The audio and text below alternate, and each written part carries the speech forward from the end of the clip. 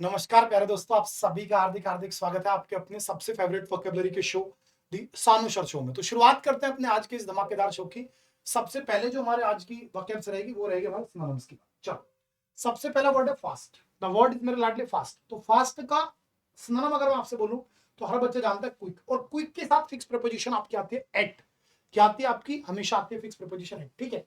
बेयरली का मतलब होता है सबसे मिनिमम, टार्डी सुस्त होता है, और लैंग्वेज का मतलब भी क्या होता है? सुस्त हो जाता है। Next, flash. फ्लैश का मतलब होता है झपकी। फ्लैश का मीनिंग क्या होता है मेरे बच्चे? झपकी। जब आप किसी को देख करके आंख झपकते हैं या फिर आप कुछ समय के लिए सो जाते हो, दैट इज फ्लैश। जैसे मोबाइल की फ्लैश लाइट जाते हो, जब फ्लैश लाइट फ्लैश, तो आप इसी को क्या बोलेंगे? ब्लिंकिंग। क्या बोल देंगे आप? इसी को ब्लिंकिंग बोल देंगे। ठीक है, that is flash. Notice, explore करना यानी चीजों को फैलाना हो गया। नेक्स्ट आ गया सिकोफेंट यानी कि चापलूस, और चापलूस को आप क्या बोल देंगे? फाउनर। क्या बोल देंगे मेरे बच्चे? फाउनर यानी कि चापलूस। ठीक है। एरोगेंट घमंडी हो गया। अन इंडिपेंडेंट मेरे बच्चे आजाद हो गए। नेक्स्ट, वैकेंट यानी कि खाली। खाली को आप क्या बोल देंगे? एम्प्टी बोलेंगे। ब्रूटल बच्चे निर्दयी होता है, क्रूर होता है। फुल फुल होता है। पॉपुलर तो भाई पॉपुलर ही। नेक्स्ट आ गया एन रेग्ड। मेरे बेटो एन रेग्ड में वर्ड क्या रहा? रेग, आर ए जी, रेग। रेग का मतलब होता है गुस्सा, क्रोध। तो एन रेग्ड यानी मेरे बच्चा जो कि क्रोधित है, गुस्से से कहते लाल पीला हो रखा है, यानी कि एंग्रीड हो गया। ठीक है ना। एनहांस्ड बढ़ाना होता है। डिटरमाइंड बेटा सुनिश्चित करना होता है। कोराबोरेट, कोराबोरेट का मतलब हो गया जब आप चीजों को साथ में लेकर चले, सपोर्ट करें एक दूसरे का, दैट इज कोराबोरेट। नेक्स्ट वर्ड पर आता हूं, फ्रेजाइल। आपको क्लास में भी पढ़ाया था रात। तो फ्रेजाइल का मतलब होता है क्षण भंगुर, जो चीज बहुत आसानी से टूट जाती है, यानी कि ब्रिटल, है ना। क्या मेरे बेटा? ब्रिटल। टेम्पररी भी बोल सकते हैं। फ्लोरिड नॉर्मल चीज होगी। आगे बढ़ता हूं, नेक्स्ट वर्ड इज एनथ्रेल्ड। तो एनथ्रेल्ड का मतलब होता है जब आप जो है काफी ज्यादा खुश हो रखे हो, दैट इज आपका फैस्किनेटेड। ठीक है, बोर नहीं आएगा। The authors writing was so captivating that readers were fascinated by every word. ठीक है ना, कि हर एक वर्ड में उसको काफी एनर्जेटिक किया जा रहा है, या फिर उसको मतलब अपनी तरफ से बांधा जा रहा है, दैट इज आपका फैसिलिटेटेड। नेक्स्ट वर्ड पर चलते हैं, इलिसिट यानी गैर कानूनी। गैर कानूनी का आप क्या बोलेंगे? इलीगल बोल। क्या बोल देंगे? इलीगल यानी कि अवैध। जो भी चीजें लीगली ठीक नहीं, जैसे कि आप कोई स्मगलिंग करने लग जाए, ड्रग्स बेचना, जब वो सब क्या बेटा? वो इलीगल है, दैट इज इलिसिट है। चलिए, एवर्टेड। तो आपने बोला जब भैया हमने किसी चीज को टाल दिया, यानी कि किसी चीज को क्या कर रहे हो आप? अवॉइड करो, दैट इज आपका एवर्टेड। यानी किसी भी चीज को टालना, किसी भी चीज को अवॉइड करना। ठीक है। नेक्स्ट वर्ड की चल रहा हूं, ओडियस। ओडियस का सीधा सा मतलब होता है कोई भी चीज जो कि बड़ी भद्दी है ना, बड़ी घृणित है, जिस चीज से आपको नफरत हो रही है, दैट इज आपका ओडियस। तो दैट इज आपका रेपग्नेंट। ठीक है, एक्सेप्टेबल नहीं होगा, प्लीजेंट नहीं होगा, ब्यूटीफुल नहीं होगा। चलो, वन वर्ड्स पर लेकर के चलता हूं। सबसे पहला वन वर्ड आपके लिए रहेगा कॉन्स्पिरेसी। तो कॉन्स्पिरेसी के लिए यहाँ पे क्या लेकर के आने वाले? तो आपने बोला सर कॉन्स्पिरेसी यानी कि षड्यंत्र, और षड्यंत्र को बोलते हैं बेटा हम प्लॉट। क्या बोलते हैं मेरे बच्चे? प्लॉट। जैसे आप कई बार देखते हैं कि पॉलिटिक्स हो जाती है ऑफिस में, डिपार्टमेंट्स के अंदर, तो कॉन्स्पिरेसी होती है बेटा षड्यंत्र। जब आप किसी को नुकसान पहुंचाने के लिए गलत तरीके से कोई चाल चलते हैं, दैट इज कॉन्स्पिरेसी, और दैट इज प्लॉट। अच्छा शब्द क्या मिला? प्लॉट। प्लॉट यानी मेरे बच्चे conspiracy. The long loose gowns worn by priest और कोइस्टर्स, यानी कि जो लंबा सा एक गाउन पहना जाता है ना अक्सर फादर के द्वारा चर्च के अंदर, तो दैट इज मेरे बच्चे, उसी को आप क्या बोलते हैं? कैसोक्स। क्या बोल देंगे मेरे बच्चे? दैट इज आपका कैसोक्स। ठीक है, ये वर्ड मैं आपको कई बार पढ़ा चुका हूं, गलत मत कर देना, पेपर में बहुत आता है। आगे बढ़ता हूं, नेक्स्ट वर्ड आ गया the building for the lodgings and accommodation of soldiers. एक ऐसा स्थान जहां पर सैनिकों का सामान रखा जाता है और उनको सुविधाएं दी जाती है। तो यहां पर आप सीधी सी बात बोलेंगे सर दैट इज बैरिक्स। आप इसको सिंपली पूछते तो क्या कहते हैं आप? Place where soldiers are live in, एक ऐसी जगह जहां सैनिक रहते हैं, तो भी बैरिक्स है। और अब आपने इसको थोड़ा अच्छे शब्दों में पूछ लिया, तो क्या पूछा कि the building for the lodgings and accommodation of the soldiers. भाई सीधी सी बात है, जहां सैनिक रहेंगे उनका सामान भी वही रहेगा।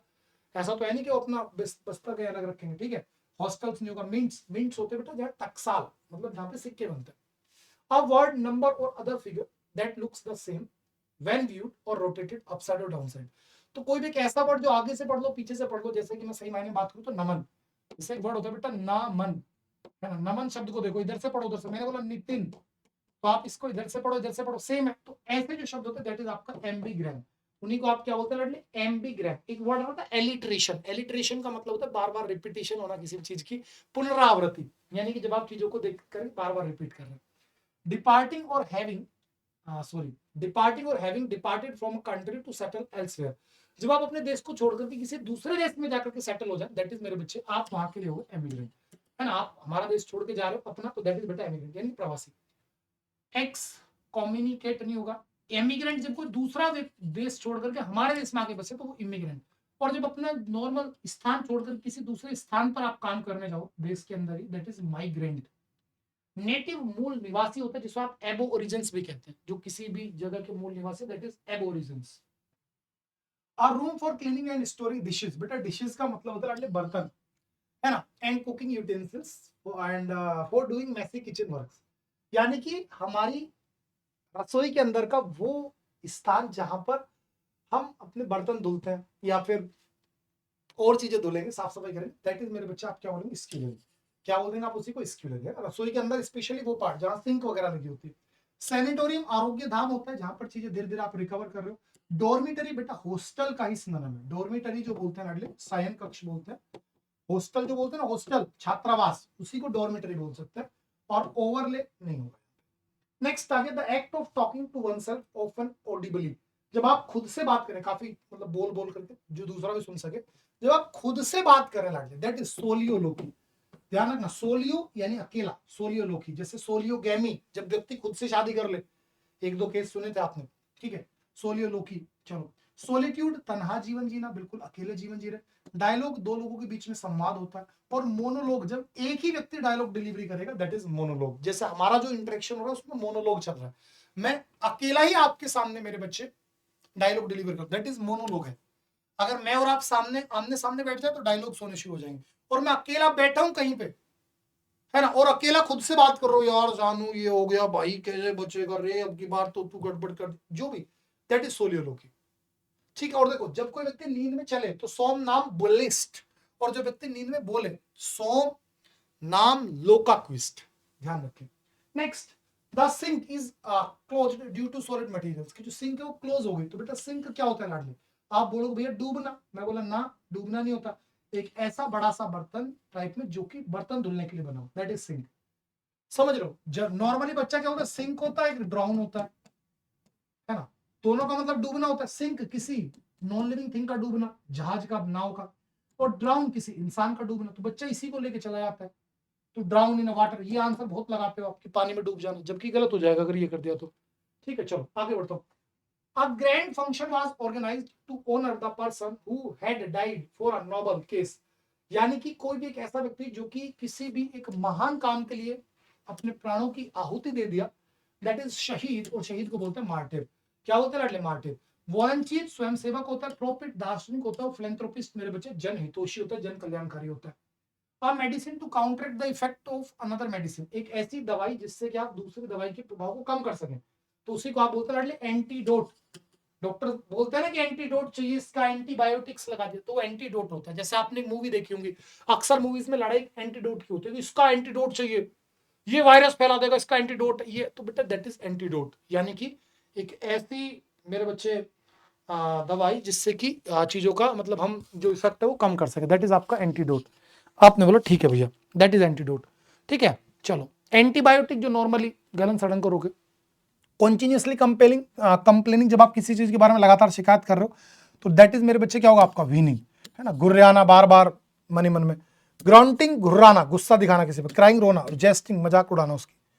नेक्स्ट आता हूं बेटा इडियम्स पर, और आपका सबसे पहला इडियम आता है the gift of the gap, बहुत पढ़ा दिया, बोलने की बहुत अच्छी कला। और इसी प्रकार से हैव लॉस्ट हिज सपोर्ट, जब आपके जो सपोर्ट था उसको आप खो दें, तो that is out of favour with him, जब आप आउट ऑफ फेवर हो गए। बर्न द मिडनाइट ऑयल, देर रात तक जाग करके बहुत मेहनत करना, that is burn the midnight oil. All in the same boat, यानी एक ही नाव में सवार होना, यानी एक जैसी परेशानी से गुजरना, ठीक है ना, यानी कि एक जैसी सिचुएशन में होना। चलो आगे बढ़ गया लाडले। आ डोमिनरिंग पर्सन इन अ ग्रुप, कोई भी एक ऐसा व्यक्ति जो कि ताकत रखता है, तो उसी को आप बोलेंगे लाडले cock of the walk. Cock of the walk, जिसकी बात में दम है, that is cock of the walk. Next, in a very difficult situation and to have a hard decision, मतलब काफी परेशानी भरी मुसीबत में जब हो, तो उसी को बोलते हैं between a rock and a hard place. आगे कुआ पीछे खाई।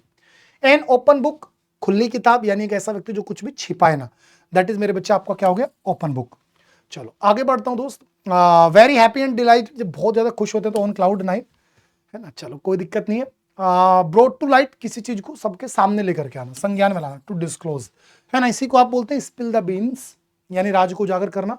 या फिर let the cat out of the bag, यानी किसी भी राज को उजागर कर देना। नेक्स्ट आता है अ डाइम अ डजन, एकदम बिल्कुल कतई साधारण। अ डाइम अ डजन का मतलब होता है लाडले एकदम बिल्कुल साधारण, very common, that is a dime a dozen.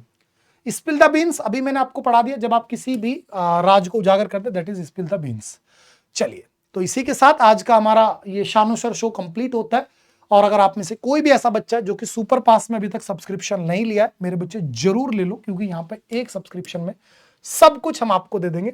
Description में लिंक लगा हुआ है, आप जरूर जुड़िए और कूपन कोड यूज कर लीजिए शानू, ठीक है। या तो लिंक के पीछे शानू लिखा हुआ होगा, तो ऑलरेडी प्राइस कितना आएगा, 369 आएगा। और अगर प्राइस 399 आता है तो वह कूपन कोड लगाओ शानू, और मेरे बच्चे इसमें जुड़ जाओ और अपनी तैयारी को 4x 5x 6x और भी आगे लेकर के जाओ बच्चे। तो चलिए, bye bye, take care, love you all. अब इसकी पीडीएफ आपको दे रहा हूं, English by Shanu Rawat Telegram channel पर जाकर के उठा लो। बाय बच्चे, लव यू ऑल, बाय।